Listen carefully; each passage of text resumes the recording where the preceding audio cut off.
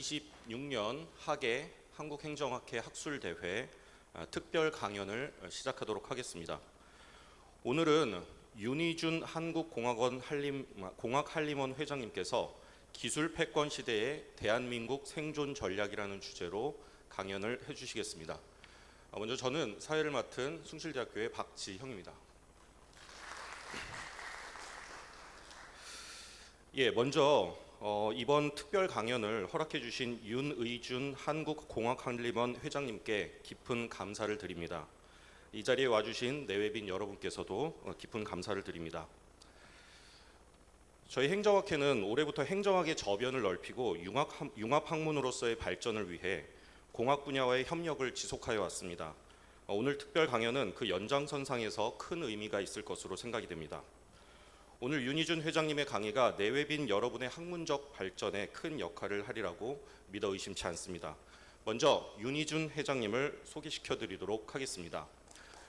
큰 박수로 맞이해 주시기 바랍니다. 윤희준 회장님은 전 서울대학교 연구처장 및 산학협력단장, 한국에너지공과대학교 초대 총장을 역임하셨으며 현재 서울대학교 재료공학부 특임교수, 국가과학기술자문회의 자문위원, 한국공학한림원 회장님을 맡고 계십니다.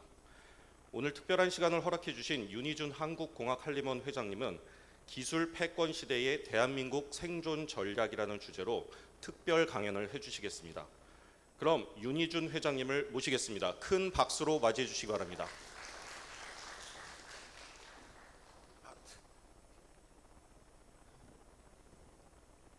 제가 회장님을 부려먹습니다. 네, 방금 소개받은 한국과학한림원 회장 윤희준입니다.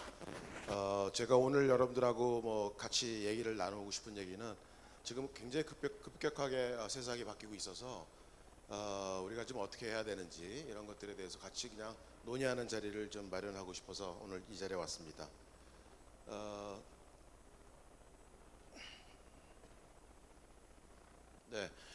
인류는 결국은 불의 발명을 통해서 이제 발전을 해오지 않았습니까? 불을 이용함으로써 이제 다른 동물들과 차별화가 됐고요. 결국은 불을 이용해서 가족들이 모여서 어떤 지혜가 다음 세대로 이렇게 넘어가는 일도 되고 여러 가지 이제 불을 우리가 컨트롤했다는 게 큰 어떻게 보면 힘이었죠. 그 다음에 나온 것들이 사실은 이제 불을 이용해서 보니까 구리도 만들 수 있고 그 다음에 철기도 만들고 그래서 이제 철기를 처음으로 만들어낸 제국이 히타이트라는 데인데 거기가 이제 이집트는 나무로 된 마차를 끌고 왔는데 히타이트는 철로 된 마차를 끌고 와서 싸웠다 이런 얘기들 많이 아시잖아요. 그래서 결국은 기술의 발전이라는 거가 이제 어떤 세력의 어떤 패권하고 연결이 되어 있다는 거 우리가 너무나 잘 알고 있습니다. 그 다음에 이제 또 평화적인 방법으로는 불을 이용해서 얼마나 불을 잘 다뤘냐가 사실은 문명의 어떤 수준이 달라지는데요. 우리가 흔히들 도자기라 그러면 다 그냥 한 단어로 알지만 저거는 도기라는 거와 자기라는 거를 묶어놓은 단어인데요. 도기는 점토를 한 1000도 정도 온도에서 구운 거고요. 자기는 고령토를 1400도 정도에서 구운 거예요. 그러니까 불이 온도가 높으니까 이 아래쪽에서 온도가 높지 않으니까 이 완전히 치밀화가 되지 않은 상태예요. 그러니까 물이 스며들고 이런 상태였는데 결국 이제 자기로 넘어오면은 완전히 이 치밀화가 돼서 물이 통과가 안 되고 게다가 유약 같은 것도 있어서 완전히 그 금속 소리가 쨍 하고 나는 거 아니에요? 그러니까 사실 임진왜란 전까지만 하더라도 이런 1400도 정도의 고온을 다룰 수 있는 나라는 중국하고 한국밖에 없었어요. 임진왜란 때 이제 도공들이 많이 납치당해서 일본이 그렇게 선진국이 된 건데요. 결국은 이것도 불을 얼마나 잘 다루느냐 이 기술이죠. 기술이 이제 어떤 그 조직의 어떤 문화 레벨이나 어떤 경제적인 상태를 결정한다 이렇게 말씀하실 수 있습니다. 이런 게 이제 사실은 그냥 왜 그런지 모르지만 저렇게 가마를 저런 기울인 상태로 하고 단열은 어떻게 하고 이런 걸 통해서 결국 경험적으로 1400도 얻는 거를 우리가 알았었는데 지금 돌이켜 보면 연소공학, 열공학, 여러 가지 공학적인 것들이 다 이제 왜 그런지 우리가 아는 거죠.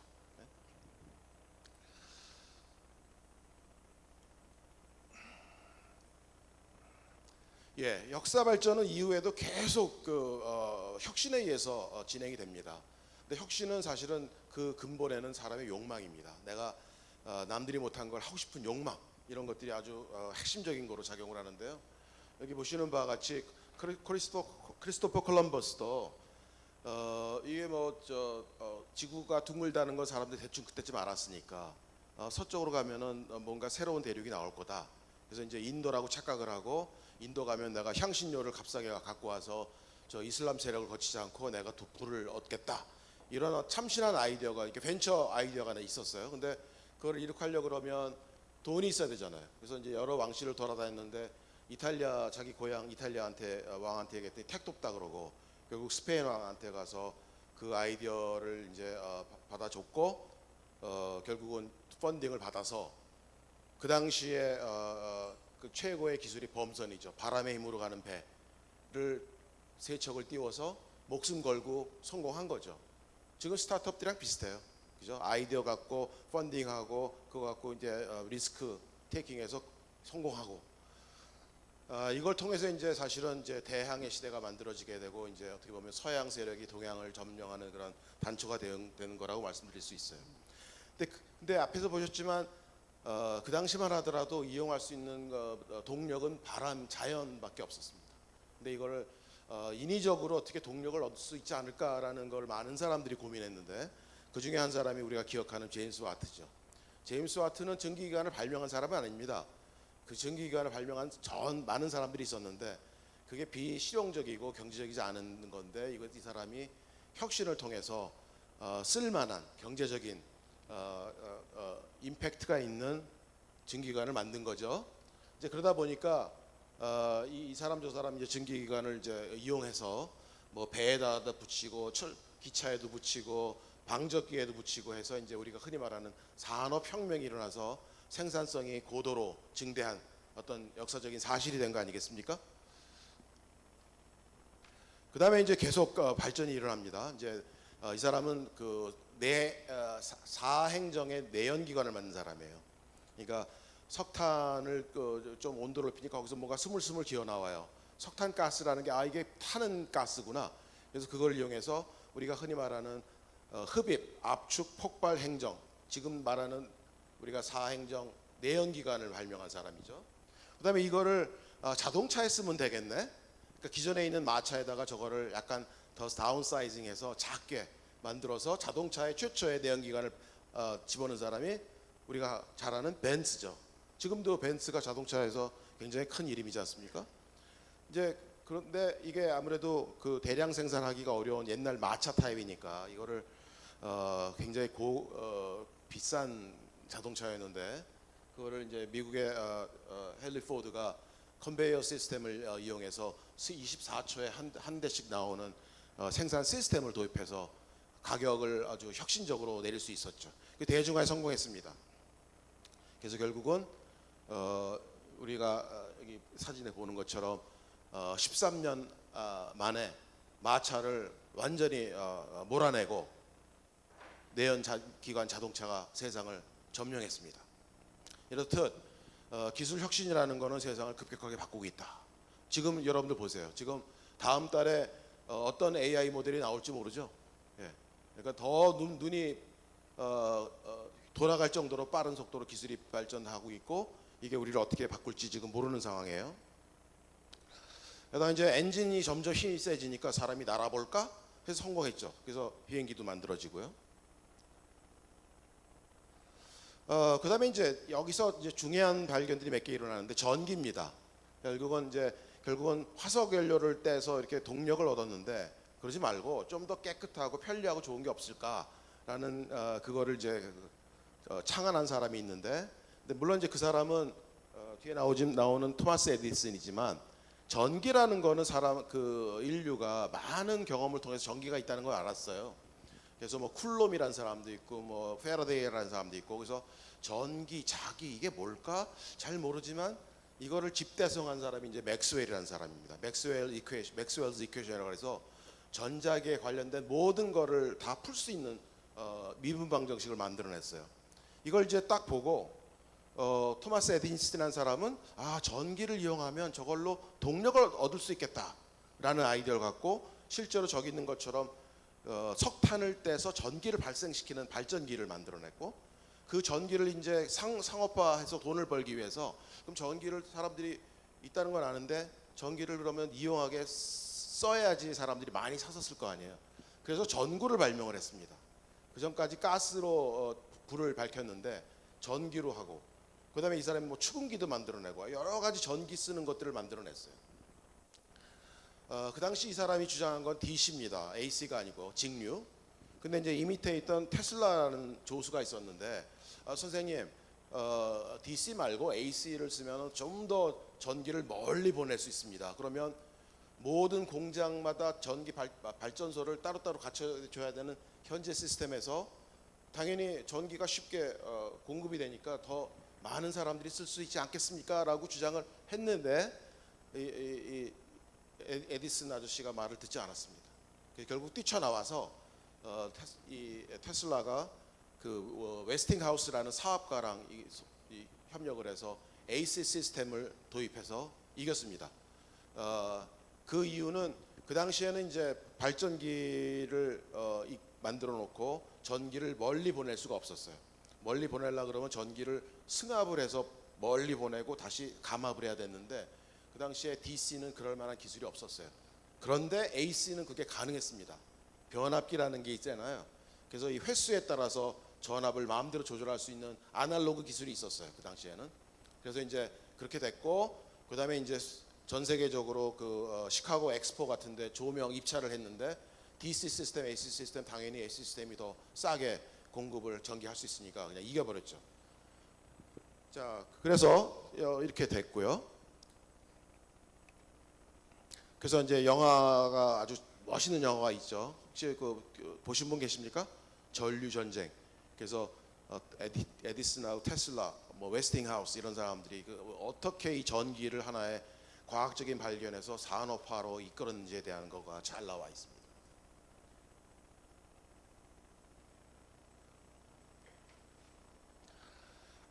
그 사이에 이제 점점 또 새로운 과학들이 막 발생이 됩니다. 만들어집니다. 우리가 깨우치는 거죠. 양자과학이라는 거하고 상대성이라는 이론이라는 거가 나왔어요. 양자과학은 이 세상의 물질이 어떻게 이루어져 있을까? 원자라는 게 있는데, 원자는 뭐로 구성되어 있나? 핵이 있고, 지금은 다 알죠. 우리가 원자핵이 있고 거기에 전자가 있고 뭐 양성자가 있고 중성자가 있고 다 알잖아요. 그거 아는데 굉장히 오래 걸렸어요. 굉장히 오래 걸리고 이제 그런 기본적인 이해에 따라서 이제 여러 가지 원소들이 있다는 것도 다 알았고요. 이제 그러다가 보니까 또 이것저것 막 더 사람들이 호기심이 있어서 아주 연구들을 더 많이 합니다. 작년이 양자 물리가 만들어진 100주년 기념이에요. 그러니까 1925년에 이 두 물리학자가 하이젠버그라는 사람하고 쉐레딩거라는 사람이 이제 양자과학을 만들었습니다. 집대성했어요. 그다음에 이제 그 당시에 아주 기라성 같은 이 과학자들, 여기 많이 낯익은 사람 보이시죠? 아인슈타인도 보이고 큐리 부인도 보이고 뭐 등등 이런 분들이 이게 1900 몇 년도예요? 27년도 사진이란 말이에요. 그래서 이 물질에 대한 어떤 이해가 엄청나게 커질 때고, 그래서 아인슈타인 같은 경우는 이제 상대성 이론이라는 기존에 없었던 또 새로운 이론을 만들어내잖아요. 이제 사람들이 자꾸 이제 이 물질에 대한 이해를 막 하다 보니까 뭐 별실험을 다 합니다. 우라늄에다가 뉴트론을 딱 때렸더니 그게 이제 235짜리가 236이 되고 뭐 그다음에 등등등 분열이 일어나는 걸 알았어요. 분열이 일어나는 걸 발견했는데 그 실험 전 충돌 전하고 후하고의 질량 차가 있는 걸 알았어요. 질량이 줄은 걸 알았어요. 근데 이제 그 질량이 어디로 갑니까? 우리가 E = mc 스퀘어라는 거로 어마어마한 에너지로 바뀌는 거잖아요. 이게 연도가 언제죠? 1938년 2차 대전이 일어나기 1년 전입니다. 그러니까 독일의 과학자들이 이걸 먼저 알았어요. 그래서 히틀러가 전쟁을 일으킨 다음에 그 독일 과학자들이 저걸 이용해서 그 원자탄을 만들려는 일이 먼저 진행이 됐습니다. 그거를 알아들은 이제 많은 히틀러 치하에서 미국으로 도망온 그 과학자들이 미국의 그 대통령에게 이거 큰일 났습니다. 그래갖고 이제 맨하탄 프로젝트가 만들어지죠. 결국은 결국은 과학기술 발전하고 패권하고는 계속 연결이 되어 있는 거예요. 요건 또 그 전에 이 독일이 유보트라는 걸 만들어갖고 이제 영국 함선을 막 저기 잠수함으로 폭격시키잖아요. 그럴 때 이것도 영화 보신 분 계시죠?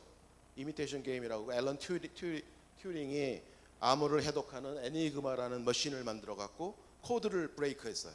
그래서 이겼잖아요. 결국 이것도 이 수학, 컴퓨터, 사이언스 뭐 이런 쪽에 관련된 전문가들이 그런 어떤 혁신적인 일들을 이뤄내서 패권 경쟁에 이긴 하나의 케이스죠. 사실은 독일이 결국 일적 패전하는 바람에 그 뒤에 이제 맨하탄 프로젝트에서 나온 이 원자탄이 독일로 안 가고 일본으로 갔죠. 그죠? 이건 이제 핵분열 에너지가 E = MC 스퀘어인데 그때 만들어진 원자탄 모형이고요. 오펜하이머 영화도 최근에 나온 거니까 이미 보신 분 계실 거고요. 어쨌든 그 핵분열의 에너지가 나온다라는 그 과학적인 원리를 이제 어떻게 실현하느냐, 엔지니어링이 들어가서 오펜하이머가 그걸 성공을 시킨 거가 되겠습니다. 그래서 결국은 패권 경쟁의 기술이라는 게 얼마나 결정적인 역할을 하는지 또 한번 여러분들이 보실 수 있습니다.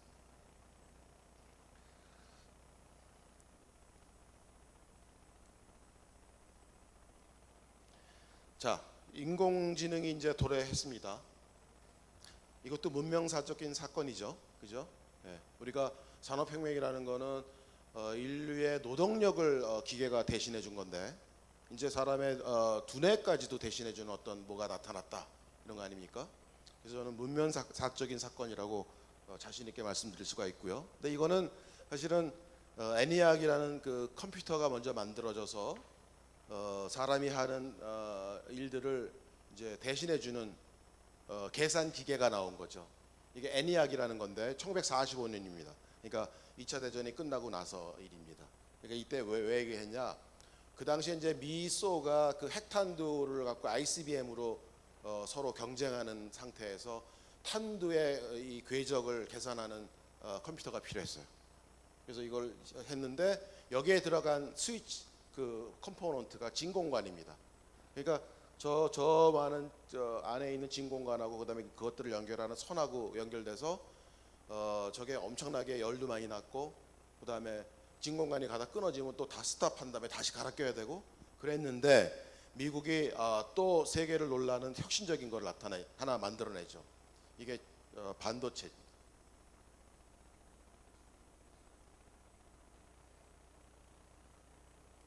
네.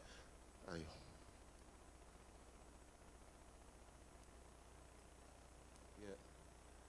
혁신이 좀 필요한 것 같은데요. 예.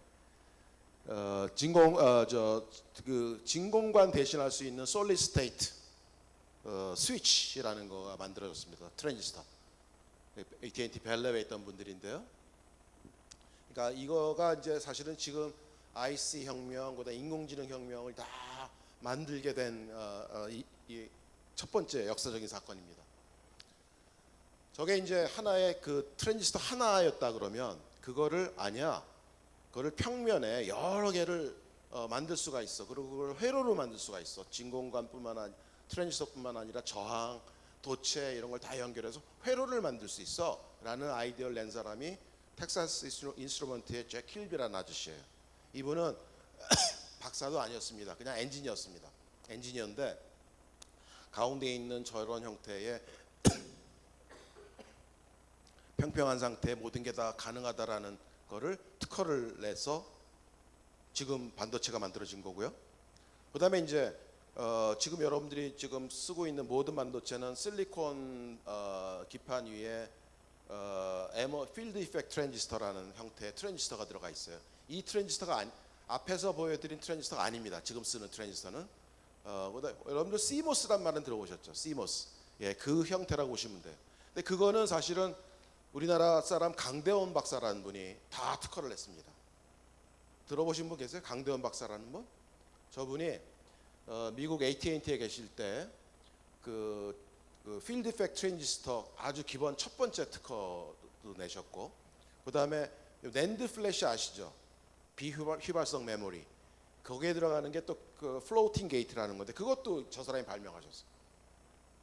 다만 아쉽게도 저분이 AT&T 그만두고 일본의 NEC의 연구소장으로 오셨다가 생존해 계셨으면 당연히 노벨상을 타시는 분인데 암으로 담배를 많이 피셔갖고 암으로 돌아가셨어요. 안타깝습니다. 그러나 어쨌든 우리나라가 지금 반도체 잘하는 거가 저런 어떤 우리가 뭐 레가시가 있다. 이거를 좀 알아두시면 좋겠습니다. 누가요? 아 진짜요? 서울대학교 반도체 공동연구소 딱 앞에 가면 저 강대원 박사님 동상이 있습니다. 그리고 한국 반도체 학술 대회에서 주는 상 이름이 강대원상이 있습니다.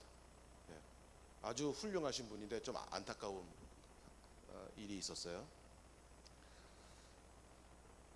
그다음에 이제 계속 이제 발전되면서 기계가 컴퓨터가 사람이 하는 것처럼 뭔가 사물을 판단하고 인식할 수 없을까? 어떻게 하면 될까? 이게 많은 컴퓨터 과학자들의 고민이었는데 2006년에 이런 일이 시작돼요. 세상에 있는 모든 이미지를 다 주고 저기 있는 이미지들 뭐 1,400만 개죠. 이미지를 주고 저거를 컴퓨터가 알아맞히는 경진 대회를 시작합니다. 그 이미지넷이라 그래요. 근데 뭐 인식률이 뭐 성공률이 뭐 30% 40%밖에 안 돼요. 안 맞는 거죠 어떻게 보면. 예. 이게 개 보고 고양이라 그러고 고양이 보고 개라 그러고 그죠? 근데 그거를 획기적으로 바꾼 사람이 있습니다. 저기 힌튼이라는 사람이요. 저분이 저기 인공지능으로 노벨상 받았잖아요. 저 사람이 2012년에 저 대학원생 2명 데리고 새로운 형태의 알고리즘을 짰어요. 그래서 그게 알렉스넷이라는 건데 그게 그가 그때까지 왔었던 인식률을 엄청나게 높은 상태로 끌어올렸어요. 그리고 그거를 이 소스 코드를 다 공개해 버렸어요. 근데 그때 쓴 게 뭐냐면 지금 우리가 많이 듣고 있는 엔비디아의 그 GPU를 써서 병렬 계산을 하는 그 알고리즘을 도입을 한 거예요. 그러니까 이제 젠스랑 같은 경우는 게임의 가속기를 막 개발하고 있었는데 갑자기 저 사람이 엔비디아 GPU 써갖고 저런 일을 하니까 갑자기 GPU가 팔로가 하나 더 생긴 거죠. 네.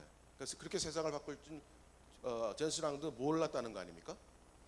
그래서 이 사람들이 224년에 노벨 물리학상을 받았죠. 그다음에 이제 더 발전됩니다. 이게 우리한테 온 쇼크죠. 이게 10년 됐습니다. 2016년에 포시즌 호텔에서 광화문 포시즌 호텔에서 딱 대국이 있었는데 여러분들 기억나시는지 모르겠는데 그 이세돌이 구단이 인터뷰 사전에 한 인터뷰 보면 거의 자기가 이길 것처럼 얘기를 했어요. 근데 뭐 웬걸 겨우 한 판 이겼잖아요. 네? 네. 근데 이때 이제 사실은 우리나라가 이세돌 구단이 다 바둑을 제일 잘 두니까 이제 딥마인드가 허서비스가 우리나라 와서 했는데 그때 우리가 인공지능의 어떤 미래 발전 가능성을 먼저 캐치를 한 거니까 우리가 그러면 엄청나게 그때 대비를 했으면 좀 더 좋았을 텐데 그때 뭐 탄핵이나 뭐 그다음에 여러 가지 코로나도 오고 등등 어수선한 상황에서 잘 대비를 못하는 상황에 그다음 이 사건이 뻥 터진 거죠. 요거는 이제 알파고 얘기니까 요거는 그냥 생략하고 그 전에도 이제 그 IBM 컴퓨터하고 체스 왕하고 해서 컴퓨터가 이긴 건 있었어요. 근데 체스는 워낙 경우의 수가 적은데 이 컴퓨터 바둑이라는 건 경우의 수가 어마어마한 거잖아요. 이거를 이길지는 몰랐죠, 사실은. 자, 이제 그러다가 이제 결정적인 게 나왔어요. 이게 뭐냐면 알파고만 하더라도 그냥 알파고가 계산을 해서 그냥 수를 두는 거니까 우리 피부에 와닿지가 않아요. 그런데 2017년에 구글이라는 데서 트랜스포머 모델이라는 걸 만들어냈습니다. 이게 뭐냐면 이제 사람이 말을 하는 거를 분석을 해갖고 그 질문을 하고 그 질문을 받아들여서 말을 만들어내는 이런 알고리즘을 만들어낸 거예요. 그러니까 그게 이제 attention이라는 건데 말이 있으면 말과 단어가 있어 쭉 연결되지 않습니까? 단어 사이의 관계 같은 것들을 쭉 미리 학습을 해서 그 어떤 백과사전 같은 걸 만들어 놓고 그 확률에 의해서 어떤 질문이 들어오면 그거에 맞는 답을 하는 형태예요. 예. 근데 이거를 이제 트랜스포머라고 하는데 이거를 이제 기반으로 해서 라지 랭귀지 모델이라는 게 LLM이라는 게 딱 2022년에 나왔습니다. 그래서 GPT잖아요. 챗 GPT. 그게 Generative Pre-trained Transformer입니다. 트랜스포머 모델인데 그거를 프리트레이닝을 시킨 거로 어떤 말들을 제너레이션하는 이런 거다 이렇게 보시면 되겠어요.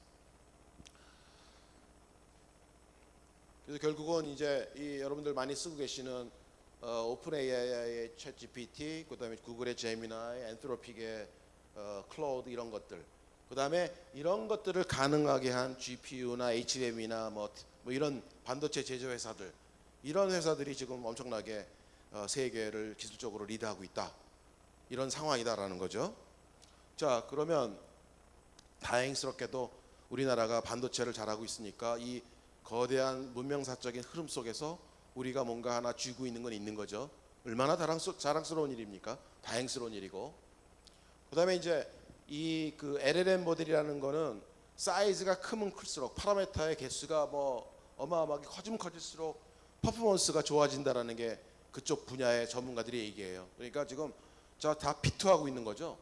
하이퍼스케일러들이 처음엔 자기네 돈으로 AI 데이터 센터 구축하다가 결국은 채권 발행해서 지금 데이터 센터 구축하고 있는 거 알고 계시죠, 그죠? 그런 상태로 지금 묻지마 투자로 가고 있는 상황인 거고요. 그다음에 보통 하이퍼스케일러가 짓는 데이터 센터가 한 곳당 쓰는 전기량이 뭐 100메가와트, 500메가와트였는데 최근에 나오는 거 보면 기가와트 단위의 전력을 쓰는 데이터 센터들을 얘기를 합니다.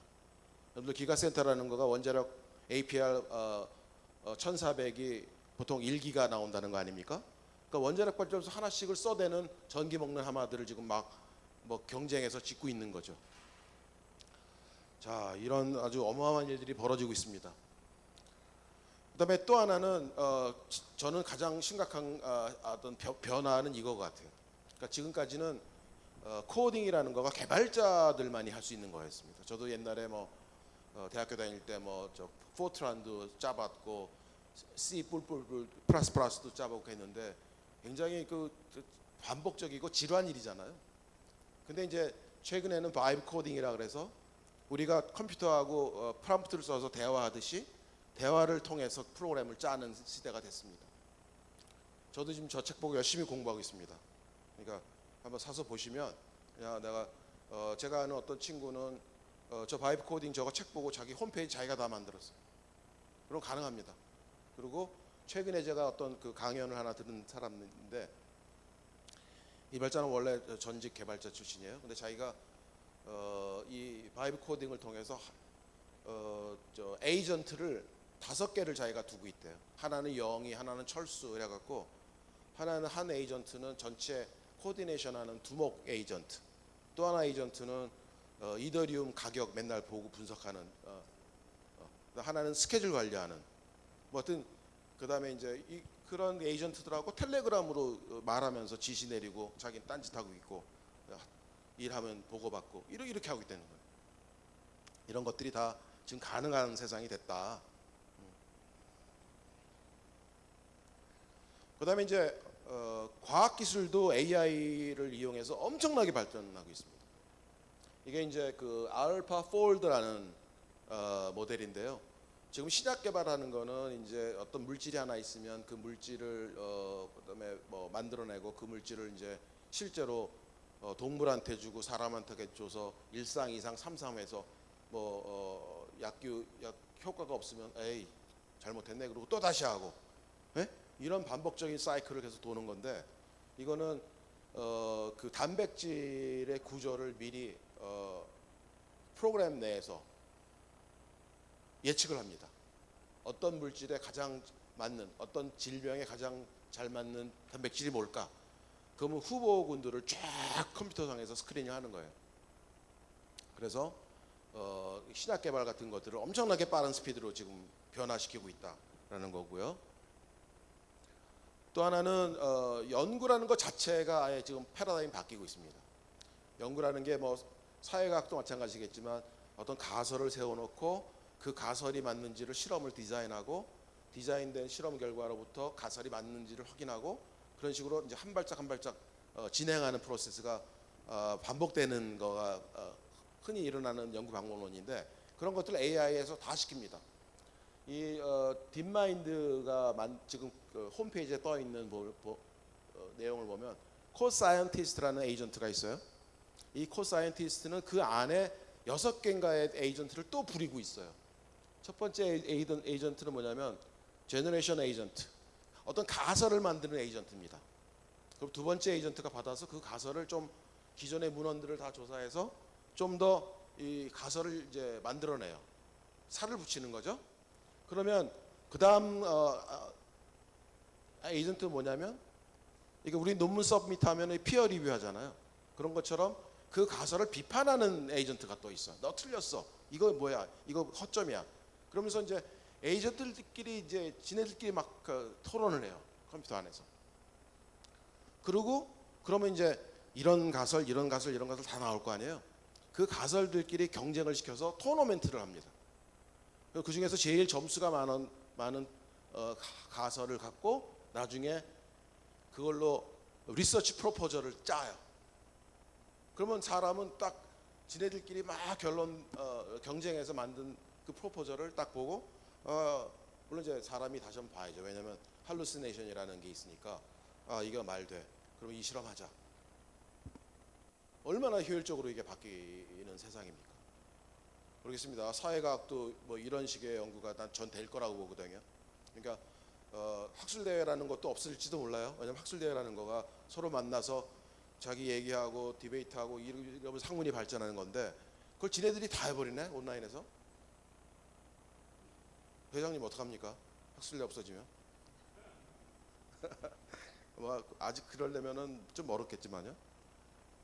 그다음에 이제 이게 자기는 사실 우리한테 엄청나게 좋은 겁니다. 이게 이 LLM이나 뭐 에이전트나 이게 다 사이버 스페이스에서 막 돌아다니는 건데 이게 피지컬 월드로 육체를 갖고 나오기 시작합니다. 그게 뭡니까? 휴머노이드가 되고 로봇 택시가 되고 뭐 공장 자동화, 다크 팩토리가 되고 이렇지 않습니까? 그러니까 이런 거에 AI가 들어오는 세상이 된다. 이게 우리한테 주는 함의는 뭐냐면 우리가 사실은 전 세계에서 제조업을 잘하는 나라 중에 하나입니다. 근데 AI라는 게 뭡니까? 데이터를 갖고 학습을 해서 얘가 똑똑떨어지는 거잖아요. 양질의 데이터가 없으면 거기에 학습할 수 있는 데이터가 없는 겁니다. 예를 들어서 미국의 제조업 관련된 AI 트랜스포메이션, AX를 잘하고 싶다? 됩니까? 미국에 제조업이 없는데? 근데 우리나라는 제조업이 아주 훌륭한 제조업이 있는 거죠. 기술 패권 경쟁이라는 게 결국 AI라는 거가 국가 안보랑 직결된다라고 판단이 되니까 트럼프 대통령이 GPU 하이 사양 못 가게 하고 그 다음에 반도체 만드는 그 EUV 리토 장비를 중국에 수출 못하게 하고 막 각 나라를 팔을 비틀어 갖고 이렇게 하고 있는 거죠. 왜냐하면 이게 인공지능이라는 거가 앞으로 어떻게 바뀔지 nobody knows. 예? 그러니까 이게 국가 안보랑 연결되어 있는 거 아니에요? 그러니까 그런 아주 일들을 하고 있는 거고 이번에 이제 이란 미국 전쟁에서 보면 그 인공지능이 다 타겟팅 다 해서 때렸다는 거 아닙니까? 이거 어마어마한 세상이죠. 그래서 인공지능이야말로 국가 안보랑 직결되는 거다. 우리도 해야 되겠다. 이런 이제 중간 결론 먼저 말씀드리고요. 그래서 이제 미국도 중국이 지금 자연과학 이쪽도 어마무시하게 올라가고 있습니다. 기술뿐만 아니라. 그래서 제네시스 미션이라는 거를 지금 작년 말에 행정명령으로 딱 때렸어요. 뭐냐? 미국이 갖고 있는 그런 이 우수한 과학기술과 관련된 데이터. 그게 이제 뭐 대학에도 있고 정부 출연연구소도 있고 있지 않습니까? 그거랑 미국이 지금 전 세계 넘버원인 인공지능 기술을 결합시켜서 아까 제가 말씀드렸죠. 알파폴드도 있고 뭐 코사이언스도 있고 인공지능이 들어가서 과학기술 연구 개발론 자체를 지금 스피드업하고 있잖아요. 그래서 그걸 통해서 미국의 과학기술을 압도적으로 중국보다 우수한 상태로 끌고 가겠다라는 그런 어떤 어떻게 보면 선언이에요. 거기에 들어가면 이제 보시면 뭐 신약 개발도 있고 핵융합도 있고 양자 컴퓨터도 있고 우주 탐사, 반도체 연구 이런 거 여러 가지가 다 들어가 있습니다. 그래서 AI 패권 경쟁이 단순한 기업 간의 기술 경쟁을 넘어서 국가가 직접 자본과 연구, 그다음에 산업을 지휘하는 국가 자본주의 체제로 넘어가겠다라는 강력한 시그널을 지금 보이는 겁니다. 아까도 말씀드렸죠. 우리나라가 이거 2024년 WTO 데이터인데요. 제조해서 물건 파는 거만 따졌습니다. 그냥 자원을 그 석유 그냥 그런 가공하지 않은 상태에서 빼는 건 다 빼고 제조업의 수출만 따져보면 우리나라가 넘버 4입니다. 전 세계적으로. 일본을 눌렀어요 우리가. 그만큼 저기 보시는 바와 같이 반도체도 잘 만들어, 자동차도 잘 만들어, 배도 잘 만들어, 스마트폰도 잘 만들어. 이런 나라가 중국 빼면 없는 거죠. 자유세계에서는. 그래서 이제 뭐 지난번 에이펙 때 전신왕이 와서 우리나라의 가치를 보고 우리나라를 파트너로 삼을 충분한 가치가 있기 때문에 우리나라 GPU를 26만 장을 주겠다고 그러는 거 아닙니까? 사실 이전까지만 하더라도 우리나라 전체 GPU가 15,000장, 18,000장 이 정도밖에 없었어요. 네. 네. 굉장히 암울한 상태였는데 이런 GPU가 들어오고 한 거가 사실은 우리가 갖고 있는 경쟁력이 있었기 때문입니다. 그래서 이제 지금 국민주권정부에서도 인공지능의 중요성을 알고 뭐 인공지능 세계 3강을 가겠다 뭐 등등 인공지능의 전략 인공지능 국가 인공지능 전략위원회가 만들어지고 거기서 아주 엄청나게 노력해서 9개 인공지능 행동 계획이라는 걸 만들어내고 거기에 국가적으로 국가 AI 컴퓨팅 센터를 만들겠다. 예? GPU 5만 장 넣어서 그다음에 이제 우리 스스로의 소버린 AI 모델이 있어야 되겠다. 그래서 지금 컴피티션 하고 있잖아요. 독자 파운데이션 모델이라 그래갖고 그런 거라든지 그다음에 우리도 저 제네시스 미션과 같이 우리도 우리 국가적인 난제를 AI를 접목시켜서 빨리 연구 개발을 해야 되겠다라는 이제 K-문샷 프로젝트도 론치가 됐습니다. 이게 이제 그 K-문샷 프로젝트 12개 프로젝트 저기 나와 있는 그 12개 프로젝트의 각각을 앞으로 이제 R&D를 기획하고 프로그램을 끌고 나갈 그 PD라는 분들을 선발을 해서 그분들한테 임명장 준 사진이고요. 따끈따끈한 거고요. 그다음에 1차, 2차 간부 회동으로 전순왕이 와서 뻔질나게 치킨 먹고 삼겹살 먹고 하는 이유가 결국 뭐겠습니까? 전순왕이 앞으로의 GPU를 더 파는 게 자기 비즈니스인데 새로운 시장은 피지컬 AI죠. 피지컬 AI 어디가 잘합니까? 우리나라가 잘하죠. 네.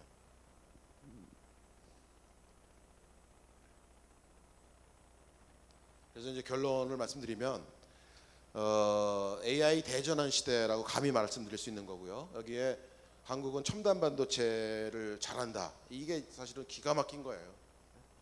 그다음에 우리나라 제조업이 지금 이제 결국은 중국한테 밀려갖고 사그러드는 상황이었는데 우리한테 골든타임이 온 겁니다. 예? 예. 그 제조업을 살릴 수 있는 왜냐하면 뭐 때문에 인공지능이라는 게 들어와서 살려서 한 단계 점프할 수 있는 그런 기회가 왔다. 이걸 잘 활용해야 된다라는 거고요. 그다음에 AI라는 건 이미 에이전틱 AI로 이미 넘어가 있고 그것이 개인, 조직, 국가의 어떤 업무를 효율을 엄청나게 올릴 수 있는 그런 상황이다. 그러니까 AI를 활용하는 수준의 차이로 개인이나 조직이나 국가의 역량이 결정되는 세상에 이미 살고 있다 우리는. 예? 그러니까 정신 똑바로 차려야 되겠다 이런 얘기고요. 그다음에 이제 앞으로 지금 AI뿐만 아니라 Artificial General Intelligence 또는 Artificial Special Intelligence 이런 더 발전된 거로 지금 열심히 가고 있다. 예? 헛서비스 같은 경우는 5년 뒤에 AGI가 온다고 그러고 있어요. 그래서 한국은 AI와 피지컬 AI 발전에 적극적으로 대응해서 우리가 전 세계적인 어떤 그런 흐름에 주도권을 좀 쥐고 우리가 지속적으로 발전해야 되겠다 이런 말씀을 드리겠습니다. 네, 이상입니다. 감사합니다. 예, 오늘 특별 강연을 해주신 윤희준 한국공항한림원 원장님 다시 한번 큰 박수로 축하해 주시기 바랍니다. 시간이 조금 남았는데요. 혹시 플로어에서 질문이 있으시면은 우리 질문을 받아주시도록 하겠습니다. 혹시 질문 있으신가요?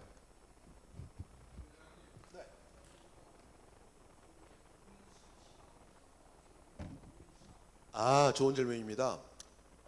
문샷은 뭐냐면요. 그 문에다가 문이 달이죠, 달. 그러니까 이제 미소 냉전 시대에 스푸트니크라고 인공위성을 먼저 소련이 띄워 올렸잖아요. 먼저 인공위성을 성공을 했고 그다음에 이제 곧 이어서 유리 가간이라는 우주인이 먼저 우주 비행을 하다가 돌아왔어요. 그러니까 이제 미국이 깜짝 놀란 겁니다. 그러니까 결국은 우주 개발에 미국이 밀리고 있다. 그 얘기는 소련이 갖고 있는 그 핵탄두가 미국으로 날라오는데 우리는 속수무책이다 이런 얘기죠. 그래서 이제 존 F 케네디 대통령이 10년 이내에 달에 사람을 보내고 다시 무사히 귀환시키겠다라는 프로젝트를 선언했어요. 그게 문샷 프로젝트예요. 그래서 그거를 따서 그냥 우리는 K 문샷 이렇게 얘기한 겁니다. 우리나라도 결국은 제네시스 미션 같이 국가적 미션을 인공지능이랑 합쳐서 우리가 획기적으로 연구로 결과를 내겠다. 그거를 이름하여 K 문샷이라고 부르자 이겁니다.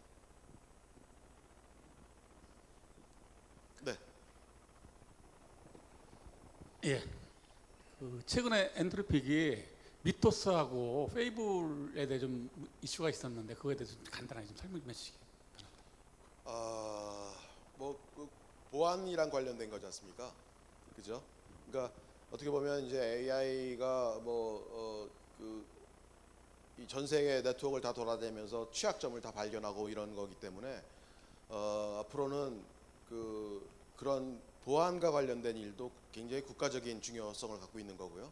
그러니까 우리도 적극적으로 대비하지 않으면 뻥뻥 다 뚫리게 돼 있는 상황이죠.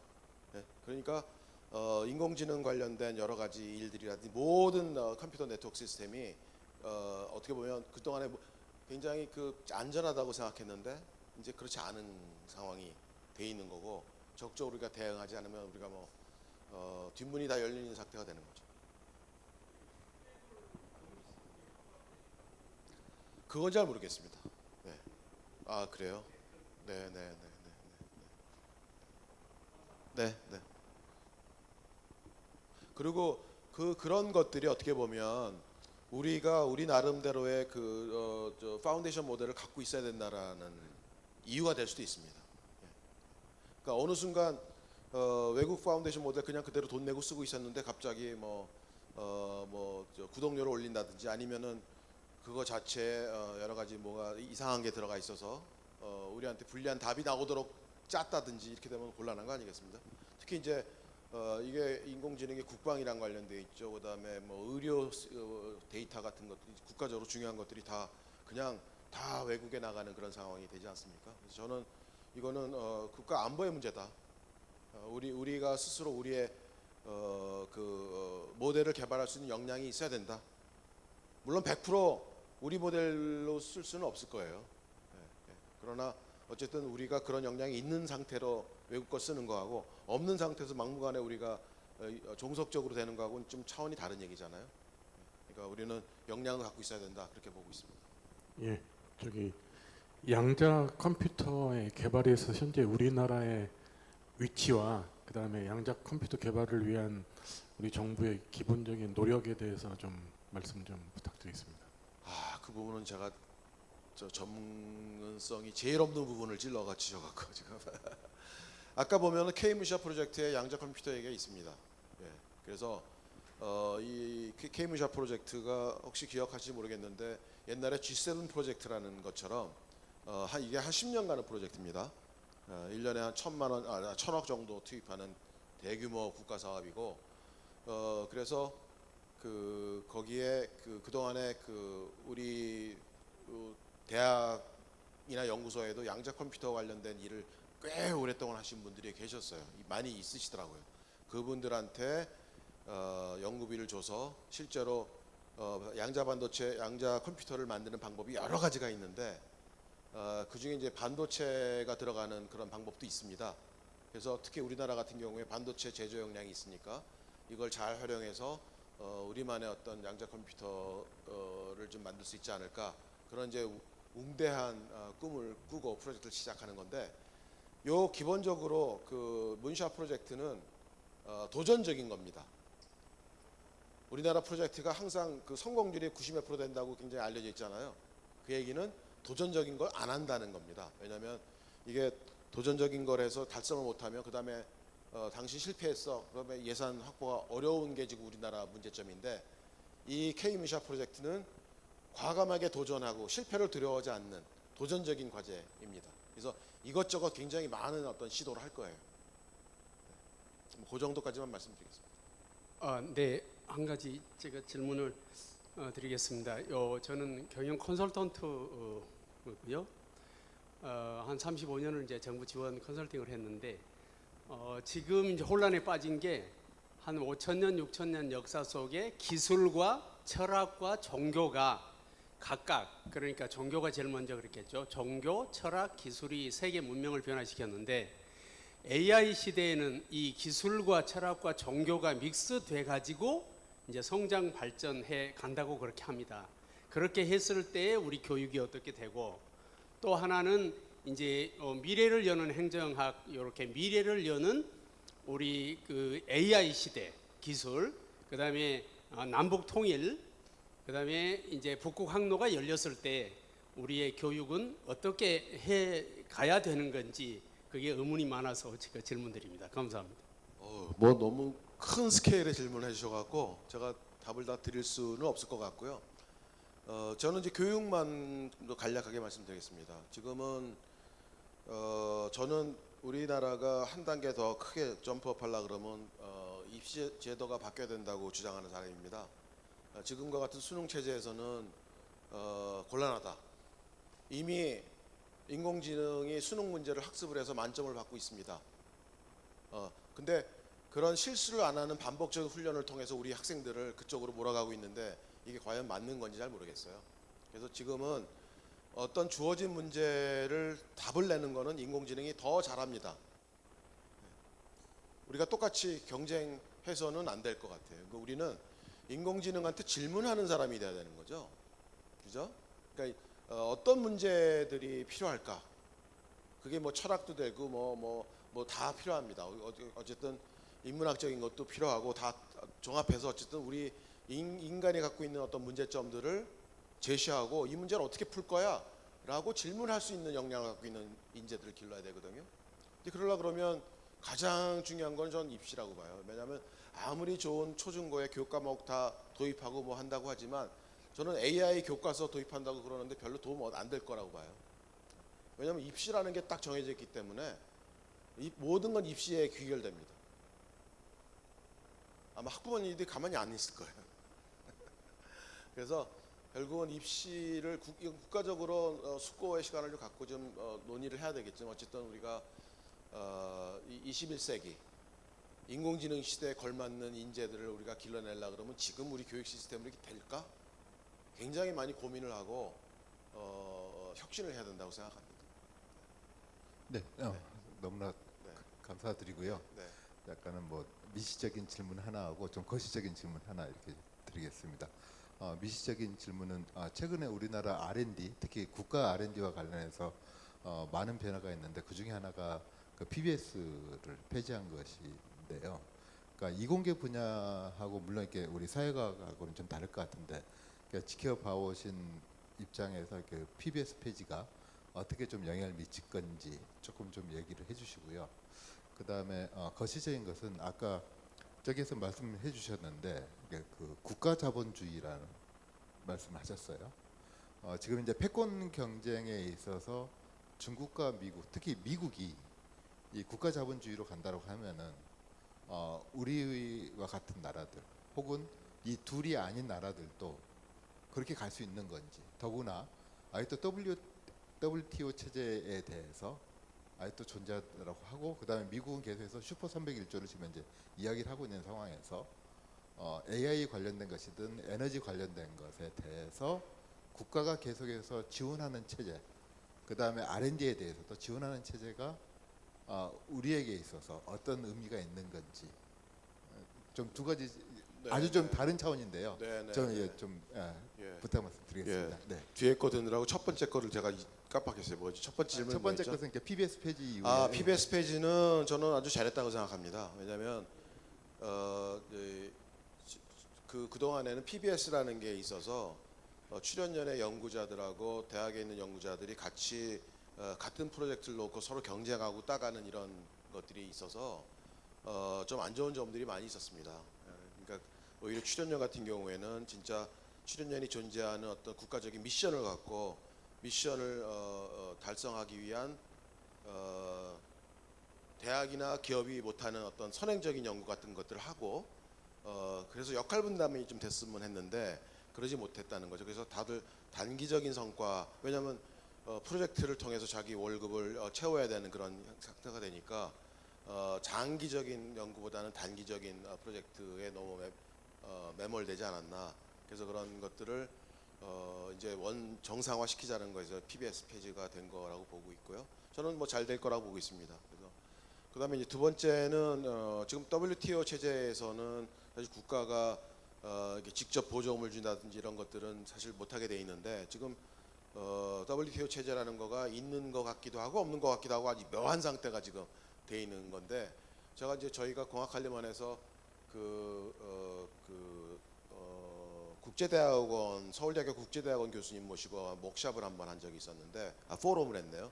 그때 이제 그 WTO 이 헌장인가요? 뭐라 그래, 규정 안에 이게 국가 안보랑 연결되는 경우에는 약간 예외 조항이 있습니다. 그래서 이게 그 귀에 걸면 귀걸이, 코에 코걸이로, 예를 들어서 내가 어떤 산업을 지원하는 국가 산업 정책으로 지원하는 거가 이게 국가 안보랑 관련된 거다라고 우기면 별 도리가 없는 거예요. 네. 그래서 사실 그 동안에는 우리나라가 WTO라는 것 때문에 중국은 마음대로 하지만 우리가 디펜스를 제대로 못했는데 적극적으로 우리가 산업 정책을 펴서 우리도 적극적으로 우리 자국 산업을 보호하는 쪽으로 가야 되지 않을까, 그렇게 생각합니다. 그리고 우리나라가 계속 우리나라 경쟁력이 있어야지 계속 국제사회에서 영향력을 행사하는 그런 나라가 되지 않을까 생각됩니다. 예, 감사합니다. 시간이 많이 지났기 때문에 너무 좋은 강연 저희가 더 경험하고 싶지만은 오늘은 여기까지 해야 될 것 같습니다. 앞으로 한국공학한림원 많은 관심 가져주시고요. 오늘 귀한 강연 해주신 윤희준 한국공학한림원 회장님께 다시 한번 큰 박수 부탁드립니다. 예, 그러면 2026년 학예 학술대회 행정학회 학술대회 특별 강연은 오늘 마치도록 하겠습니다. 감사합니다.